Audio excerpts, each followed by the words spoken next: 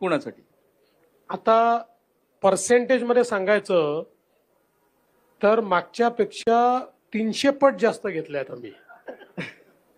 कारण मागच्या आमच्या मंत्रिमंडळात एकच महिला होत्या. त्याच्यामुळे आमची प्रगतीच चाललेली आहे. अजून काही बहिणींना आम्हाला स्थान द्यायचं ते भविष्यात देऊच. आणि तसंही 2029 मध्ये आम्हालाच बहिणींना स्थान मागावं लागणार आहे. आणि एक जागा कोणासाठी?